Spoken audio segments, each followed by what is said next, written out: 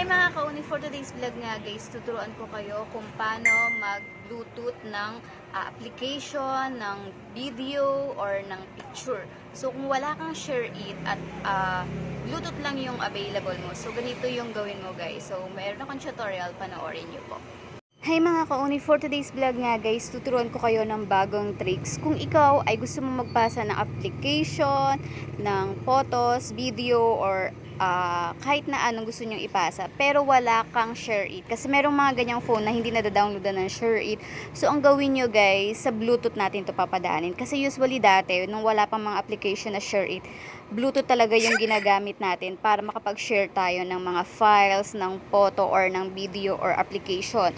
So, iyan yung ginagamit dati. Sa Bluetooth pinapadaan. So, ang gagawin nyo guys, ituturo ko ngayon dito kung paano ba tayo mag Bluetooth. Kasi medyo yung iba nakakalimutan na kung paano mag-Bluetooth dahil nga meron ng share it. So, ngayon, sa Bluetooth naman natin to padadaanin. So, make sure lang. Madali lang naman to guys. Ituturo ko sa inyo yan. So, ang gagawin lang natin guys is kapag na-download na natin yung gusto nating ipasa sa kabilang device, so, i-click lang natin. Kunyari, eto na lang guys. Etong navigation bar. Pag in-click mo yan, in-hold mo yan matagal, makikita mo yung share sa tatlo yan. Yung share yung pipindutin mo. After na lalabas na yung share, ayan, mamimili ka kung alin dyan ang pag-sharean mo. So, dahil nga wala tayong share it, doon tayo sa Bluetooth pupunta. So, kung gusto mo naman sa Messenger mo padadaanin yan. So, dahil nga Bluetooth yung gagamitin natin, sa Bluetooth tayo magpapadala or sa Bluetooth tayo mag-share. At kailangan naka-open yung inyong Bluetooth. So, i-turn on nyo lang yan guys. So, magto-turn on yan. Pero pwede rin na naka-turn on na bago nyo siya i-share. At makikita mo yan. Lalabas yung choose Bluetooth device. So, yung device na pagpapasahan mo or yung cellphone na pagpapasahan mo, kung ano ba yung pangalan ng device, i-pair mo yan guys. Kasi kailangan naka-pair para sigurado na siya tama yung pagpapasahan natin. So, may mga pangalan naman yung device ng cellphone nyo or may mga unit naman yan. So, dun nyo siya ipapasa ha. Kailangan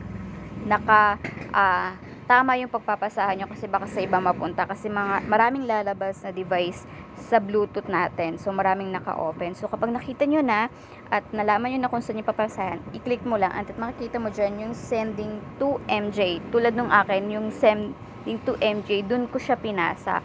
Or yun yung pangalan ng device niya. So, makikita mo yan sa kabilang device, dun sa papasahan mo. Dun mo makikita yung nag-share na ba or hindi. So, ipapakita ko yan dito kasi binidyoan ko siya yung kabilang device para makita nyo kung nag-share ba ulit talaga siya. Kasi dito sa device natin, hindi natin makikita. Hindi ko siya mai-screen record kasi nga nawawala siya. So, ito na lang yung aking ginawa. Nag-video ako ng another device. Ayan guys, ito yung sa kabilang device. Ito yung pinapasahan natin. Diba? Ganyan lang magpasa pag sa Bluetooth. So, medyo matagal siya guys. So, hihintayin nyo mong mapuno yan yung line na nasa ilalim. Kailangan mag 100%. So, ganun lang.